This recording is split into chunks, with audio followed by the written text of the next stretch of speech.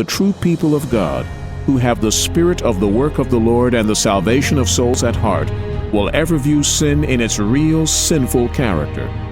They will always be on the side of the faithful and plain dealing with sins which easily beset the people of God, especially in the closing work for the church, in the sealing time of the 144,000 who are to stand without fault before the throne of God. Will they feel most deeply the wrongs of God's professed people? This is forcibly set forth by the prophet's illustration of the last work under the figure of men each having a slaughter weapon in his hand. One man among them was clothed with linen, with a writer's inkhorn by his side. And the Lord said unto him, Go through the midst of the city, through the midst of Jerusalem, and set a mark upon the foreheads of the men that sigh and that cry for all the abominations that be done in the midst thereof. Mark this point with care.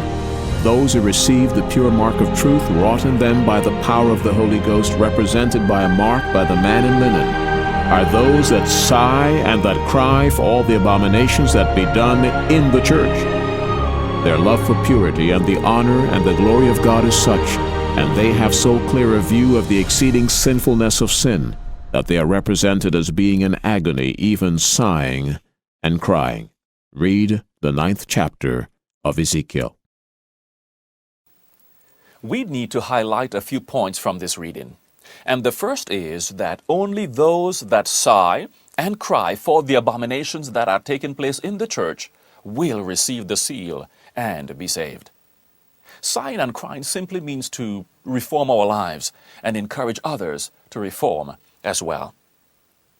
The second point is that the closing work for the church is the sealing of the 144,000. In other words, the closing work for the church, or the closing of probation for the church, is the sealing of the 144,000. Very serious indeed.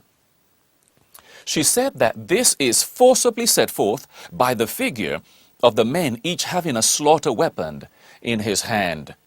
And of course, she's quoting from Ezekiel chapter 9.